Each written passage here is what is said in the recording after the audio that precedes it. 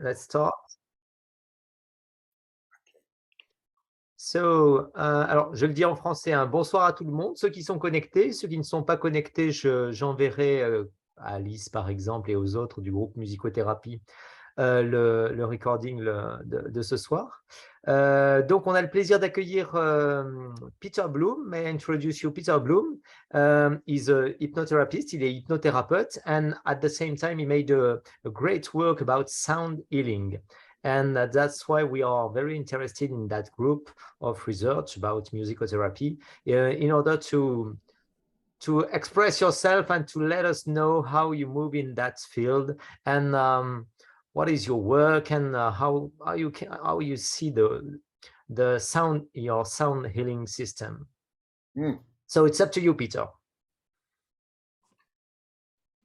Well, okay, thank you, and greetings.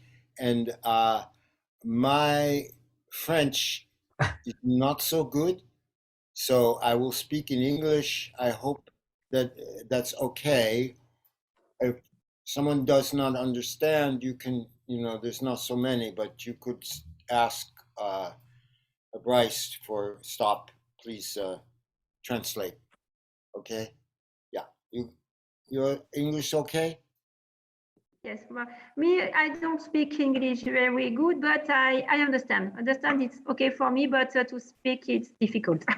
That's why we say music is a universal language. Yes. Yes. Music is a universal language, and I always like to start by thanking the people who are here for giving your time and attention. That I hope you get something useful from this, and also to I learned from the elders that I studied with that it's always an honorable thing to acknowledge one's teachers. So I'm also saying thank you. I would not be where I am if I did not have good teachers along the way. I've been very fortunate, starting with my parents. And my father was a singer, opera singer, and was raised in a family in a house with a great love of music. Music was very important. It was not an esoteric subject. I'm pursuing it from a metaphysical connection, spiritual, but at least the great love of an appreciation of music was something that I got from my father, who was an opera singer, operatic baritone. And then my own search led me through finding teachers of sound and music in different areas, including the great composer and performer, a woman named Pauline Oliveros, who taught something called deep listening and a very profound practice. My studies, I was mentioning before we started, with Ustad Jamaluddin Bhartia, very great maestro of the North Indian, Hindustani, North Indian classical music tradition. And I studied raga systems and sitar with him from 1978 to 1981, was big influence on me. More recently, I studied with a gentleman some of you may know. He's a French citizen named Fabien Mamon. Are you familiar with his work? You know? I know his work. Yeah. Okay. So I met him. He was living in the States and teaching Tamado, the Academy of Sound, Music, and Movement. Healing through a combination of sound, rather sound, light, sound, color, and movement.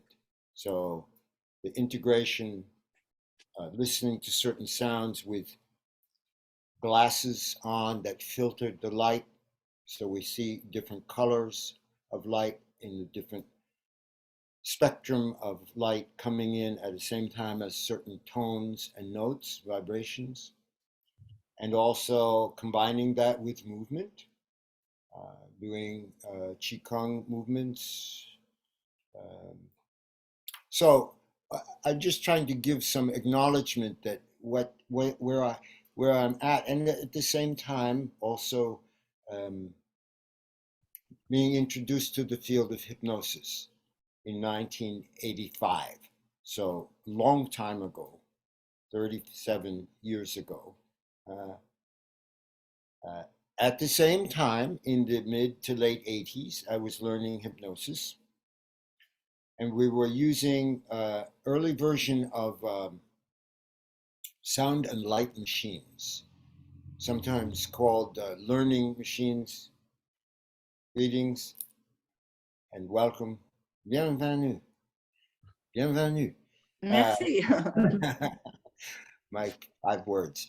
And we would have these headphones and goggles that the fellow who was teaching me hypnosis would put on, and it would feed pulsed light and sound in through closed eyes, LED lights, and sound pulsed in different frequency pulsations of the corresponding to the different brainwave frequencies. It's all based on the principle, very important one that I go back to over and over again in my hypnosis work, also in the sound healing, of entrainment. It's sometimes called the frequency following effect.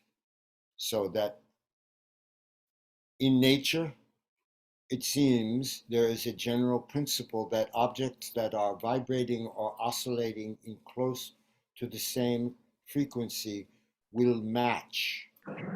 They will tend to try to match up with each other. And it seems maybe to do with the conservation of energy, that it just makes more sense. I'm not sure why it happens, but it does happen. And I was aware of this, and I was also at the same time working introduced to a men's shamanic journeying group. And there was a man named Michael Harner, Dr. Michael Harner, who wrote a book called The Way of the Shaman. And a friend of mine was studying with Dr. Harner in the Foundation for Shamanic Studies and learning how to be a facilitator. And we use, and he invited me to join his group. We use a drum like this. It's a frame drum.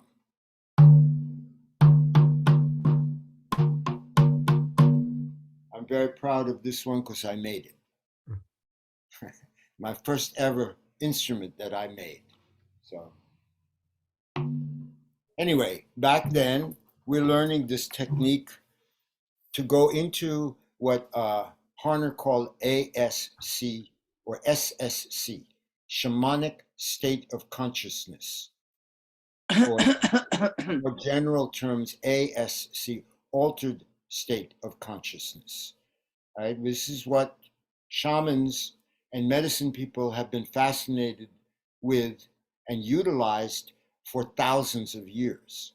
Long before the word hypnosis was around, they were using sound and light and dancing and maybe certain entheogenic plant substances to help people enter into a different state. And we can say a different vibrational state, a different state of consciousness, one in which they were able to heal themselves and get guidance. So Harner brought this practice back from studying as an anthropologist, studying with the native tribes in Mexico and Central America. And he brought it back to, the 20th century and introduced it and was teaching people. So I would gather with these men and we would set our intention to go into this place using the sound of the drum and played in a particular way a very specific beat. It's a very regular beat. Now, I had studied drumming and percussion when I was younger, and I loved syncopated rhythms and African drumming. This was very different. This was, I demonstrate.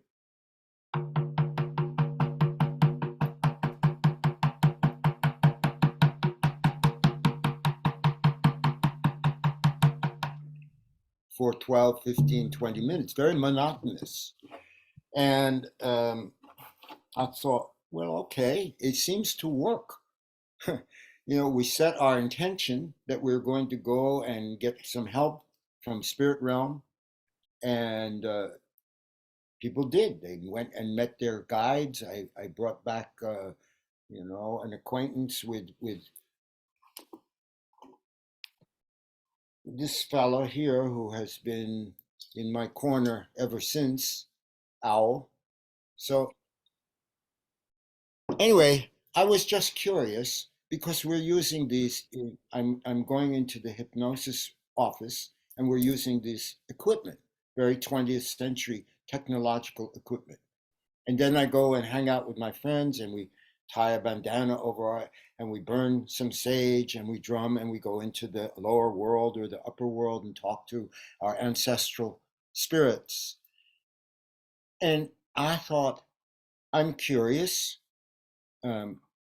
what rhythm are we playing? So I drum and I time it. I'm looking at the second hand on my watch and I'm drumming at approximately the same rhythm. It turns out to be about 260, 280 beats per minute. So I divide that by 60 and I get between 4 and 5 beats per second. Aha, it's right in the low theta range in terms of brainwave frequency. This is what I'm learning about with the equipment to induce a hypnotic state, is that there are these 4 brainwaves. And I don't know if your study group already knows about this. Maybe I'm repeating things that people already know. As I'm more involved in the hypnotic field, I know, but you can repeat it for the rest of the group. That's Okay. very interesting. All right. So they've identified, since they began to be able to measure brainwave frequencies, I think 5. And they don't usually talk so much about gamma or high gamma, but the 4 that are measured and utilized in neurofeedback and biofeedback and EEGs are beta, alpha, theta, and delta. Beta being fastest, 12 to 25 cycles per second, our quote, normal waking consciousness. Right now, speaking to you, if someone measured me, they'd probably be producing more beta. Then the next slowest, that's 12 to 25 cycles per second. The next slowest one, alpha, is light trance, early stages of meditation, daydreaming. We all go in and out of alpha many times a day. It's 8 to 12 cycles per second. It's very good. We want to induce and introduce people if they are stressed out and tense. We want to teach them a little breathing exercise or meditation or calming the mind, mindfulness, which will bring them automatically into alpha. The really interesting one, for my money, the one that I'm most interested in, is theta. Theta is 4 to 7 cycles per second. It is deeper hypnotic trance. When somebody is measured, a meditator, more experienced meditator, will plateau at alpha for a while and then drop into theta. And theta is called the hypnagogic state, in between waking and sleeping. And in that state, which I've come to recognize as desirable in my work in hypnosis, a person, myself, you, my client, has greater access to the almost infinite wisdom and resources of the unconscious mind. So from what we understand from our in a hypnotic community, the difference between hypnosis and hypnotherapy and other forms of therapy, talk therapy, psychoanalytic therapy, is we're less interested in the conscious mind, more interested in the other than conscious, unconscious, subconscious, goes by different names, right? Depends which crowd you're hanging out with. They like different words, but we're all talking about the same thing. That part of us that is the vast storage space for everything that we're not immediately conscious of at this moment. So when we get into a hypnagogic state, which we all go through every day twice in between waking and sleeping, when you're go to bed at night, and just before you fall asleep, you're not quite asleep, you're not quite awake. Same thing waking up in the morning. Between waking and sleeping, often people will have, oh, I remembered something that I was trying to think of. I couldn't, or I suddenly figured out how to do something. So inspiration comes when we are very relaxed and we have good trust with the unconscious and communication with the other than conscious part of our mind. So how does one get into that state? There's a book, you're probably familiar with, Bryce, Beyond Biofeedback. Very famous book by Elmer and Alice Green. Alice Green. Who were working, where was it? Some famous clinic, Menno, or I don't remember. But they, at the back of it, they said, it seems that there's a state, this is the same state of consciousness that corresponds with healing and creativity. These were researchers, early researchers, very comprehensive in measuring brainwave activity. They brought yogis into the biofeedback laboratory and measured what's going on with these people who have been practicing yoga and meditation for decades, very advanced practitioners.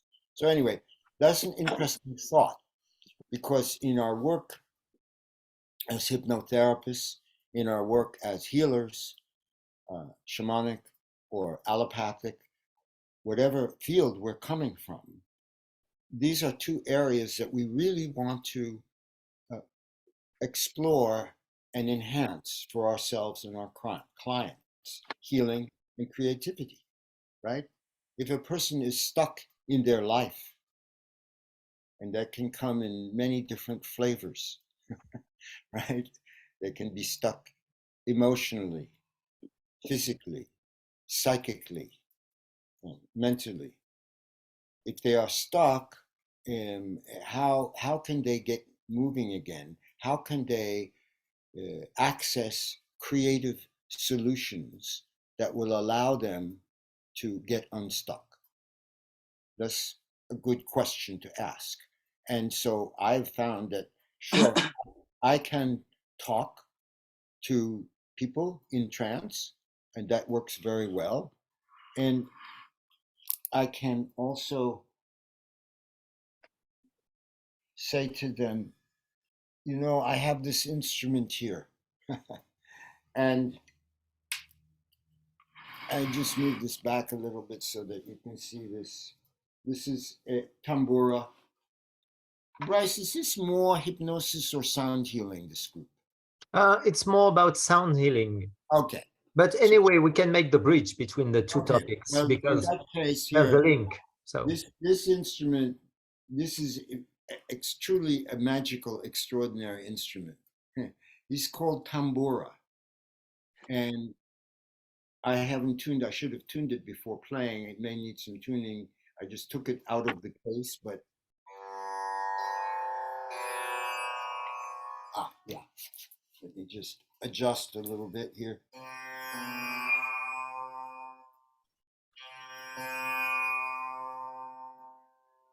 Yeah. Okay, so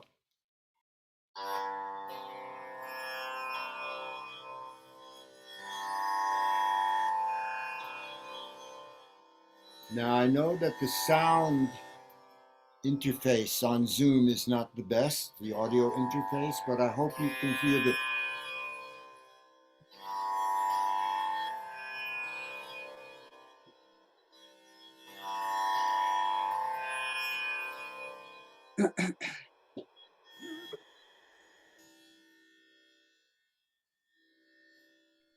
very long resonance, right?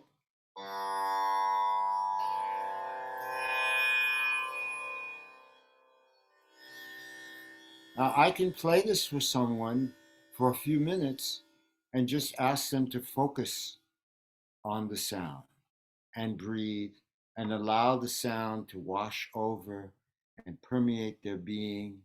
And the combination of the suggestion, right?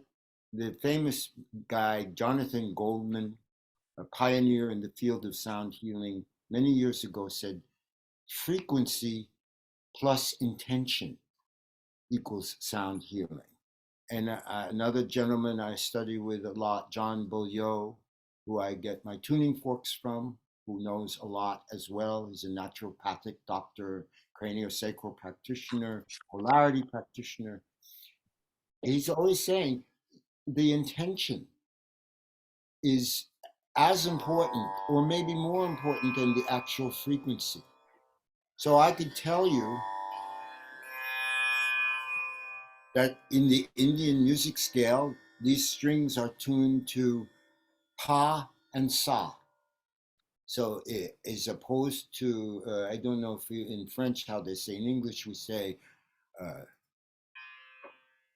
do, re, mi, fa, sol, la, ti, do. So in raga scale they go sa, re, ga, ma, pa, da, ni, sa. So this is a fifth, which again is one of those core principles in as you learn about the healing power of sound. This is a fifth. Pa, sa, sa, sa.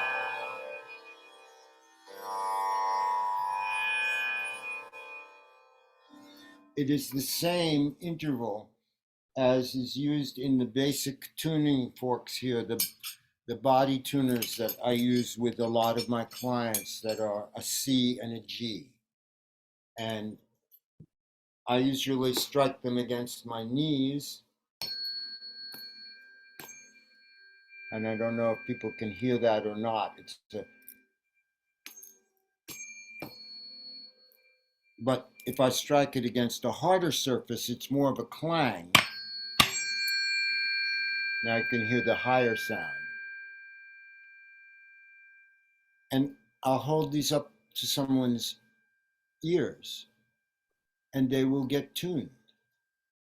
And in the back of John's book, Human Tuning, John Beaulieu's book, Human Tuning, you know this book? He said there's a scientific study. We all like that, right? It gives some validity to our weirdness. That it's went into a laboratory and they had people listen to this interval of C and G with a control group.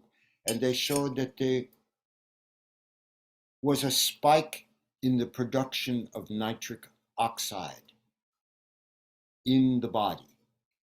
Not dentist, not nitrous oxide, which is laughing gas, but not nitric oxide, which I didn't know, but it is a regulatory, it helps down regulate stress. It's something the body naturally produces to help cope with and de-stress. It's along in that category of the molecule, what Candice Pert called the molecules of emotion, the serotonin, dopamine, GABA, there's a few others. that the body naturally releases and we feel good. We feel better, right? When people exercise strenuously, their body releases these endorphins and enkephalins, and we get a rush of good feeling. So isn't that amazing? Just from listening to this interval, that for some unknown reason causes a spike in the production of nitric oxide.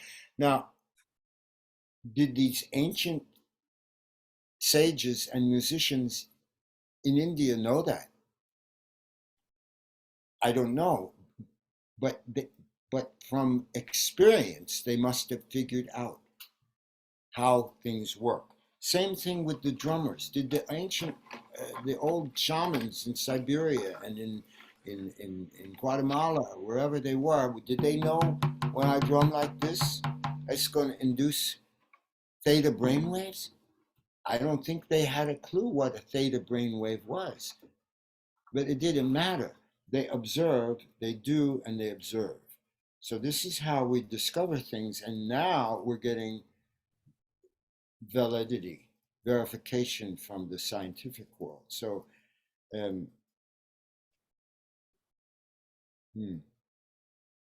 let's see, what else? Just one question, Peter. As you said, we have the power of the sound, okay? Yes. And it's scientifically proved that some vibration can activate some physiological function of the body, okay? Yes. And that you can activate parasympathetic answer or orthosympathetic answer, stress or relaxation. But as you're also a hypnotherapist, you make the link with the world of the trance, with the hypnotherapy trance, and with the power of the suggestion. So my question, and it's not really a question, it's just I would say a note about this, is that of course you know that when you associate vibration plus intention, or as you say, suggestion, you have a more powerful answer, in fact, for the subconscious, because subconscious is at the same time the mind and the body. So Yes. the body understands things that the mind can't understand, and at the same time you can mix together in order to have a better answer. Same with the breathing, in deep trance, or many things like this, sometimes in operative hypnosis that I made for surgical procedures. We use the same thing about the sound, not the sound, but about breathing, because it activates natural functions. So my question is, do you think that the sound by itself, without intention or without suggestion, according to some frequencies or some specific vibration or specific instrument, can heal by itself, I don't know, cells or parts of the body? Wonderful question. That's a wonderful question. And my belief is yes. That is my hope and my belief, that people say, let me just grab one more instrument to show something here.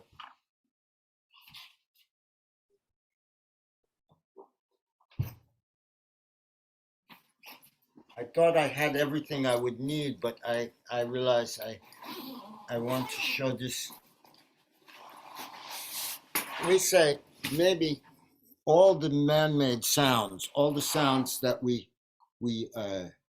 produce with instruments and with our voice are an attempt to replicate what Mother Nature, what Creator has made, the sound of the wind, the sound of birds singing, the sound of the ocean. Now, this is called l'Océan Drum. drum. Non, je parle toute seule, je dis Ocean Drum. Ocean drum? See? No? Ocean Drum? Yes? Yeah. Yeah.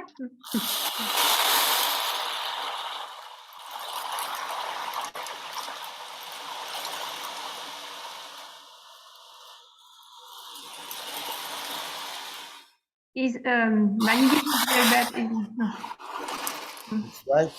This is instrument, music therapist with autists, with children autists, and this instrument it's very hypnotic for for these children, autistic children. Absolutely. I also have again a rain stick. A rain stick. It's you play it and it sounds like rain trickling through the branches of the tree. These are the sounds that what are the earliest sounds that we're imprinted with? In the womb. We hear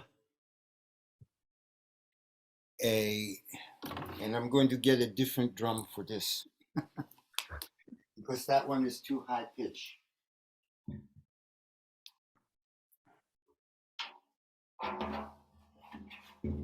The infant in utero hears this sound.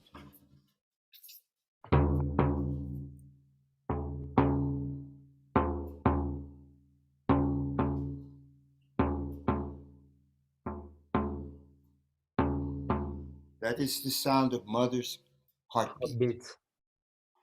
It hears the sound of the amniotic fluid slurping around it, right? Maybe this is why, or scientists tell us the creation, not the creationists, but scientists, that we crawled out of the ocean. So maybe these sounds of the ocean, why they're so soothing. If I ask people to name some of the most soothing sounds, they would say we're laying by the beach, listening to the ocean surf, or the wind in the trees, or these are wonderful natural sounds that are imprinted on our nervous system before we ever have any conscious awareness. I also I use this variations of ocarina. Flute, early flutes were either reeds that were cut or ceramically made. This is a turtle. It has I think it's a very mournful sound, kind of doleful, sad, but not necessarily, but maybe.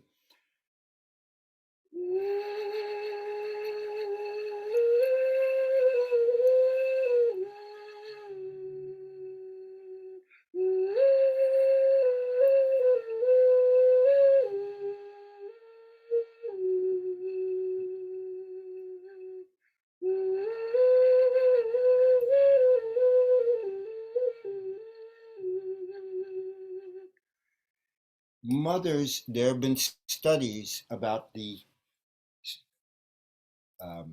lullabies, the melodies that mothers all around the world in different cultures.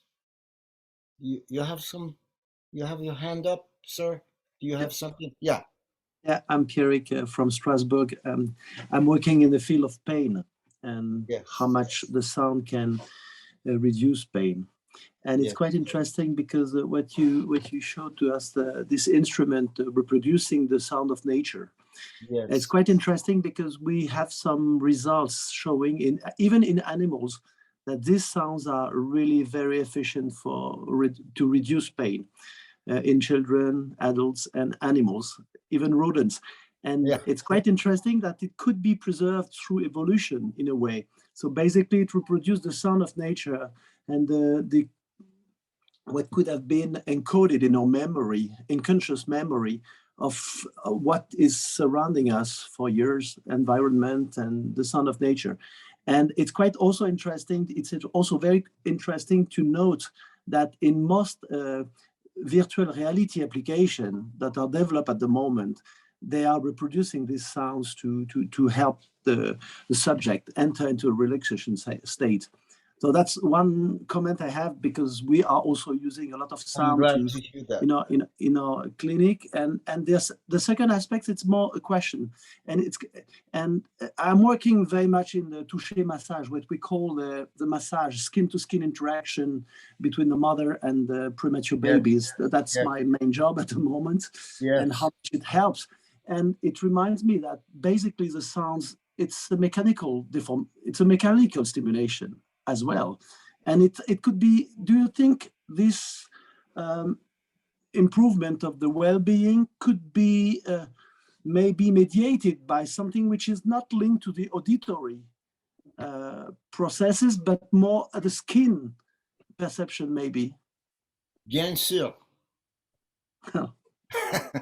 Of course. Of course, I have, along with these tuning forks that I demonstrated, and these tuning forks, which I didn't have a chance to show, but these are brain tuners that are for the different alpha theta frequencies. I also use weighted tuning forks that are struck and then placed on the body. And this, again, people say, oh, you know, are you putting it on a specific acupuncture point? Or I'm not trained in Chinese traditional medicine. I don't know where they are, but if they would, I would say, no, but you know, where does it hurt? Let's see if we can soothe that area, maybe the joint pain. So I also sometimes have, I place a singing bowl on the body. And so the vibration is going through the skin and directly in. So yes, you know this, if you're involved in the medical field, the skin is our largest organ. And we are mostly working how much it increased the attachment between the mother and the child, you know, and the child is exactly doing the very smooth and very low frequency touch to the mother, and it has to be at a very precise frequency to trigger some oxytocin release in the body to have the attachment. So it's really nice. So mothers will rock their babies, and we know that this movement is soothing. It's rocking movement. It's a natural thing to hold the baby, rock it, stroke its face and head, and generally go exactly. Yeah, and we have a study running at the moment with the mother voice. So when the mother is speaking to the children, it's a premature babies, they are premature newborns, very early premature. And when they are talking to their children in a neutral voice, like tu vas bien mon bébé, il suffit de dormir, very neutral, it has absolutely no effect on the pain expression.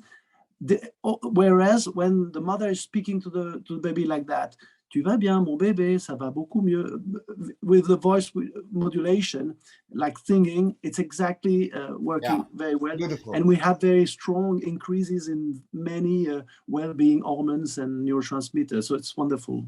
The other thing that I wanted to mention has to do with cats. Cats purr, you know? Cats, if they fall and break a bone, heal faster than most other animals. And there's research that shows that the vibration that is made in the body from the purring helps bones heal faster. So there's so much that we don't know, and that we can learn about the power of sound to help heal. Now, if you tell a dog or a cat, I'm going to play this note for you and it will help you heal faster, it won't mean anything to them. So I think animals would be good subjects to answer your question, Bryce. People are very influenced by what they're told, which is a good thing, because then we have the placebo effect, right? And that showing is very valuable and real. If I say, you know, take this,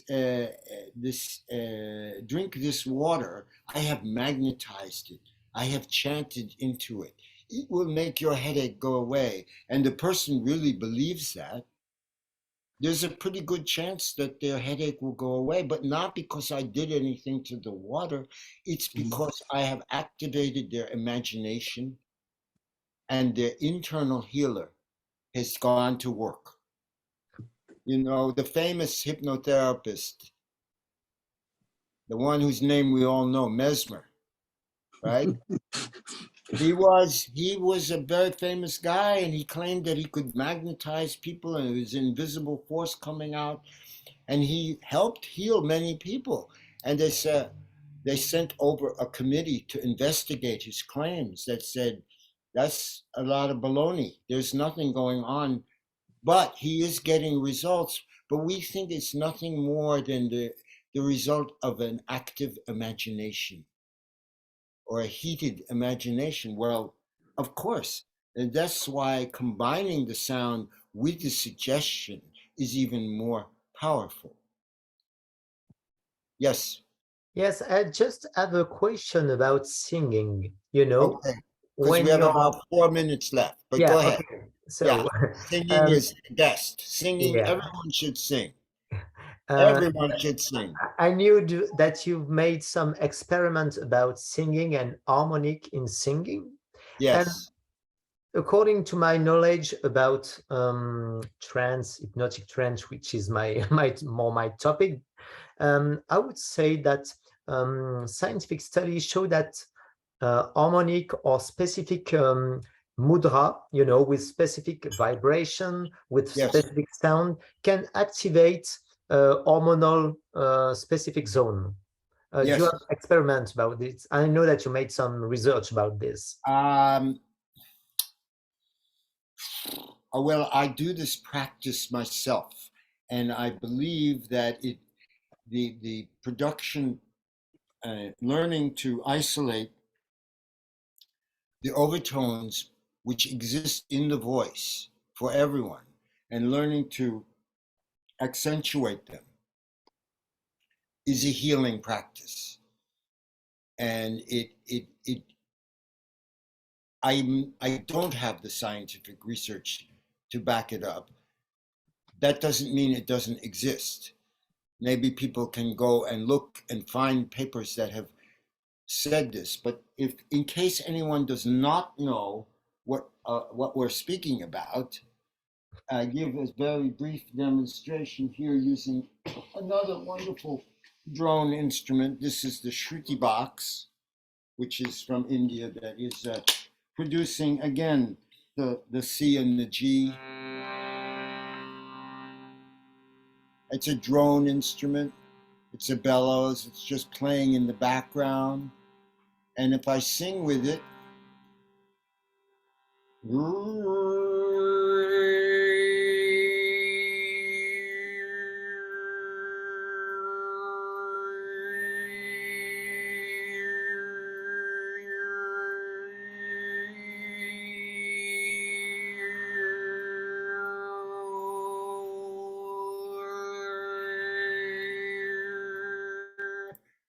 I do this as a practice for myself.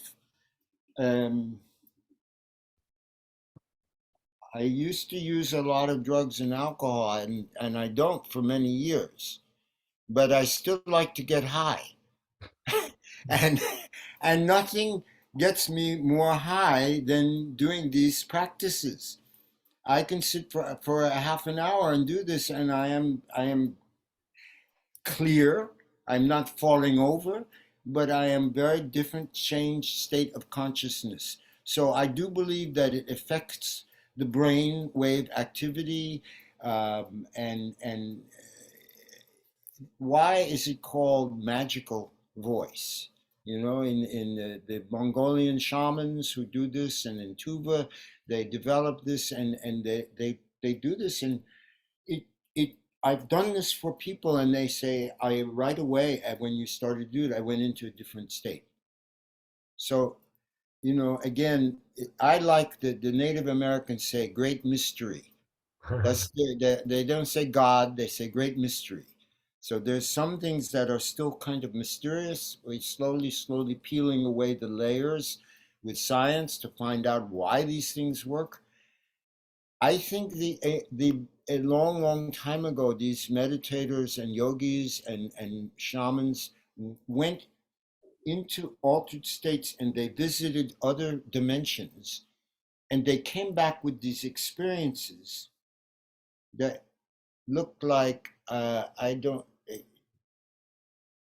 woman has some mandala behind you. You have some circular shape behind you. Marina. Right now. C'est mon tableau là? Yeah. So c'est moi qui l'ai fait. It's my production. They came back from these experiences having seen things and heard things, and then they make mandalas and they make instruments like the tambura or the rattles or the didgeridoo to try to reproduce these sounds from another dimension, another experience. And they didn't have science the way we do, but they had experience, and they knew if we could recreate this, maybe they would help us to get back into that state of consciousness again. So if anyone wants to reach out to me, my website is soundsforhealing.com, and you can go and there's an email info@, and you can reach me that way. I would say if you order something from my website, please add on a lot of extra postage because it costs a fortune to send to France. Anything else? Is good? Yeah. Okay. All right. Thank you so much. Thank you so much, Peter. That was wonderful to discuss with you. Thank you. All right. Bye-bye. I have to go do something important now. I have to go play tennis. Oh, great. It's a very important part of my life. So I'm running off to do that now. Okay? Goodbye. Bye. Bye. Et voilà. On est arrivé. Oui, on y est arrivé. Et puis, ça me faisait plaisir de vous présenter Peter parce que je trouve que moi, je suis musicien, mais après, mon cœur de métier, c'est l'hypnose. Et c'est vrai que je trouve que c'est intéressant de voir des personnes qui font le pont vraiment entre leur pratique de la musicothérapie, toutes ces expériences de vie, du sound healing, du chamanisme, etc. Et qui a cette approche, et puis en même temps, il est hypno, donc il a cette approche de la transe. Et je trouve que c'est toujours très ouvert de pouvoir réaliser comme ça ces ponts entre ces différentes disciplines. Ça permet de mieux comprendre ce qu'on fait dans tous les domaines. C'est pas vous que j'ai vu faire l'hypnose un jour à Nice. Vous n'êtes pas dentiste par hasard? Si, c'est moi qui ai fait une démonstration. Ah oui, mais je vous ai vu à Nice. Oui. Je suis à Nice, hein, donc s'il y a un truc sur l'hypnose, en général, on m'appelle pour faire de la démo. Voilà. Okay. Et donc, la dent a été arrachée sans douleur? Toujours. Bon, j'espère que ça vous a intéressé. Je vous passerai les coordonnées de Peter. C'est un gars adorable qui répond, qui est vraiment disponible, gentil, sympa. Il a écrit un très bon bouquin. Alors, je dois l'avoir dans ma bibliothèque. Je ne sais plus où c'est, qui s'appelle Sound Healing, qui retrace un peu toutes les expérimentations. C'est quelqu'un qui est dans le domaine depuis les années 70, hein, dans ce domaine-là. Donc, il a vraiment une grande expérience. Et puis surtout, c'est quelqu'un de très humain et j'allais dire qui est vraiment accessible et très sympa, quoi. On peut passer des heures à discuter avec lui.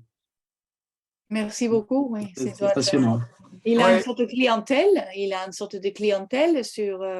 il fait du sound healing pour des... Alors lui, si tu veux, à la base, il était journaliste et puis après, il est tombé dans l'hypnose dans les années 60. Il est sur la côte ouest et c'est vrai qu'il y avait une grosse communauté hypno avec Erickson, tout ça, toute l'école de la côte ouest, Palo Alto, etc.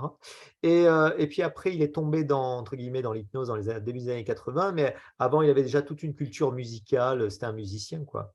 Et donc, il a fait le pont assez rapidement, en fait, les pratiques de trance liées soit à la musique, soit après lié des trans plus, on va dire, anthropologiques. Il a quand même eu la chance d'étudier avec Michael Harner, qui a été le grand monsieur de on va dire, du revival du chamanisme d'un point de vue anthropologique. Et alors lui, je sais que dans sa pratique, en fait, il mixe un peu tout ça, en fait. Hein, voilà. Il fait quelque chose qui va utiliser la transe. La transe, de toute façon, que ce soit de la transe musicale, de la transe hypnotique, c'est le même processus. Hein. C'est on va dire un décrochage au niveau du cerveau pour décrocher le conscient et accéder au subconscient, à l'inconscient, peu importe comment on l'appelle. Et puis, en fonction de ça, ce qui est intéressant, c'est ce qu'on en fait, c'est-à-dire ça peut être, comme le disait Pierrick, la douleur, ça peut être autre chose, hein, ça peut être du comportemental, ça peut être de la phobie, ça peut être de l'anesthésie, ça peut être de la spiritualité aussi, dans les trans spirituels, etc. Enfin, il y a plein d'utilisations de la transe, au-delà de l'aspect strictement médical. Mais ce qui est intéressant, je trouve, dans la démarche de Peter, c'est que tout se rejoint. C'est-à-dire aussi bien, il y a une réflexion et une interrogation sur la spiritualité chamanique qui rejoint celle de la vibration, finalement, qu'est-ce que c'est que la vibration, qui rejoint finalement cette notion en médecine et en hypnose du guérisseur intérieur, parce qu'on sait que quand on fait de l'hypnose, on n'est qu'un guide, en fait, mais ce n'est pas nous qui avons le pouvoir, on redonne le pouvoir de la guérison au patient. Donc voilà, c'est plein d'interrogations, plein de ponts entre différentes disciplines et c'est très intéressant, je trouve. Ouais. Ouais, c'est vraiment super. J'ai une question pour Pierrick. Est-ce que vous utilisez avec les prématurés aussi la musique ou le justement, non, j'étais très... au service où je suis, ils utilisent pas du tout la musique. Je leur ai posé la question. En fait, ils misent complètement sur les parents. Et donc, en fait, ils misent tout sur les parents et ils demandent aux parents de parler beaucoup à l'enfant et de préférence de choisir la voix chantée. Et les soignants, donc les puéricultrices qui sont là, font la même chose. C'est-à-dire qu'ils ont vraiment mis en place une espèce d'unité de soins intensifs. On est en soins intensifs. Hein. On n'est pas encore en unité néonatale conventionnelle. On est, en général, c'est les enfants qui naissent avant 32 semaines d'aménorrhée. Donc, c'est des grands prématurés, des très grands prématurés. Et ils chantent aux enfants, en fait. Ils leur parlent en chantant. C'est assez extraordinaire. Et après, ça demande énormément d'investissement des parents qui peut-être aussi travaillent. Moi, j'ai lu des recherches, des articles où on a mis en place dans les couveuses musique, soit musique de Mozart, très rythmique, très doux, ou juste le son d'un cœur qui bat.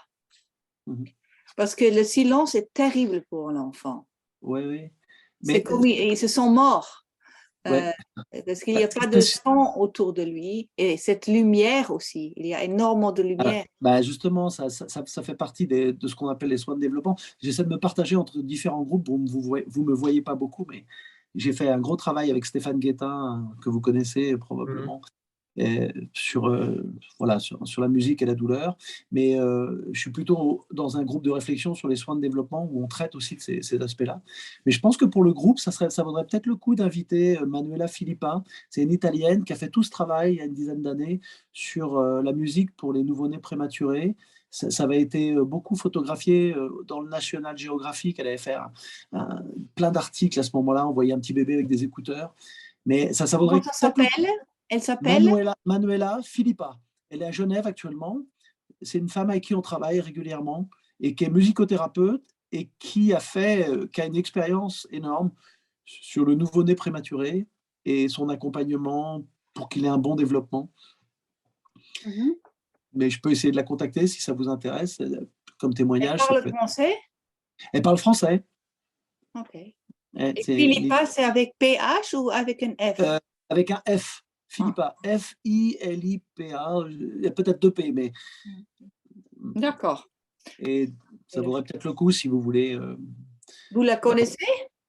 Je l'ai rencontrée 2-3 fois, et j'arrive pas à l'attraper, mais je désespère pas, la Suisse n'est pas très loin de Strasbourg. D'accord. C'est depuis le Covid, c'est compliqué de s'attraper. Mais elle a encore sorti une étude l'année dernière sur, justement, avec la voix modulée de la maman, c'est ce que j'expliquais. Entre la voix modulée et la voix neutre, elle a mesuré les niveaux d'ocytocine dans la salive des bébés. En fait, avec la voix modulée, elle arrivait à déclencher des sécrétions d'ocytocine, et ça, c'est vraiment excellent parce que ça accentue la mise en place des liens mère-enfant, de l'attachement, et c'est extrêmement bénéfique également parce que c'est un antalgique naturel. Donc, voilà, donc on travaille beaucoup là-dessus en ce moment. C'est un peu notre spécialité à Strasbourg, l'ocytocine. On est très engagés. Et donc, pour l'autisme, évidemment, ça fait du sens, puisqu'en fait, l'ocytocine semble améliorer quand même un petit peu le comportement autistique, même si c'est malheureusement, l'essai clinique n'a pas été... En tout cas, ce qui est intéressant aussi dans l'autisme, c'est flagrant, c'est-à-dire que les enfants, si on les interpelle en chantant, on est en voix modulée, c'est complètement différent que si on leur parle. On a de suite plus attention. Bon, ça demande beaucoup d'énergie. Hein. Enfin, moi, je trouve que ça demande beaucoup d'énergie dans les séances, mais c'est une évidence, quoi. Si on module, si on joue sur les émotions ou si on chante, on attire tout de suite plus attention que si on a la voix classique, qu'on parle. Ça n'a strictement rien à voir au niveau de la relation et de la communication avec l'enfant ou l'adolescent ou l'adulte, hein, qu'importe, mais c'est vraiment flagrant. Moi, j'ai des enfants qui ont commencé vraiment qui ne parlaient pas, mais qui commençaient à chanter, en fait. Ça n'avait pas de sens, mais ils ont chanté. Voilà, c'était le chant qui a pris devant pour ensuite arriver un peu à avoir une communication verbale plus classique, on va dire. Ouais. Donc, je pense qu'effectivement, moi, je ne suis pas très scientifique, mais en tout cas, la voix modulée, moi, je vois bien que ça n'a rien à voir entre la voix parlée et la voix modulée, n'a pas du tout le même impact, même au niveau de l'autisme. C'est pour ça que moi, ça m'intéresse beaucoup cet aspect-là, parce que je viens du pot à pot, parce que pareil, le pot à pot, le toucher contact, enfin, le massage léger, tout ça, c'est aussi des stimulations qui permettent de sécréter de l'ocytocine. Donc évidemment, ça m'intéresse, tous ces aspects-là. Et j'ai l'impression, c'est pour ça que je lui posais la question, c'est que ce qui marche, ça passe pas par l'audition purement. Enfin, il y a peut-être une composante auditive. Ça reste une simulation mécanique aussi au niveau auditif. Mais il pourrait y avoir à ce moment-là des mécanismes qui sont beaucoup plus de la perception de vibrations par la peau. Et comme on sait qu'il y a ces fibres maintenant à bas seuil, là, des fibres C à bas seuil, là, qui ont été découvertes et un peu mises en valeur parce qu'il y a eu le prix Nobel avec l'expression de ces canaux piezo, là, donc par le Ardem Patapoutian, ben peut-être qu'effectivement, ça passerait à travers quelque chose de non visuel, de non auditif. Oui, je comprends. Et moi qui travaille sur le cerveau depuis des années, je me dis c'est intéressant parce qu'on a exactement la même chose pour la vision. On a des pigments qui changent en fonction du non-visuel et qui régulent la dépression ou les émotions. Donc, on a des doubles systèmes, la vision qui fait la vue classique et des systèmes non-visuels qui régulent les émotions, l'humeur. Et là, on pourrait avoir la peau qui ferait office de relais sur des aspects bien-être. D'accord. Je trouve ça vachement intéressant. Et par rapport au toucher et à l'hypnose, je pense qu'il y a aussi des liens qu'on peut faire, probablement. Très bien. Bon. Oh, super. Eh bien, écoute, je crois que c'était une bonne réunion. Merci beaucoup de l'avoir organisé. Oui, bravo. Merci. Merci à vous d'avoir participé. J'enverrai le Zoom à tout le monde et à Alice aussi qui ne pouvait pas être avec nous ce soir. Oui, c'est parce qu'on est hein. Je te laisse le soin, Marina, de voir tout ça pour les prochaines sessions. Bah écoute, oui, voilà. On verra. Ça marche. On verra. Merci beaucoup. Bonne soirée à tout le monde. Bonne soirée à tous. Au Allez, revoir. au revoir. Au revoir.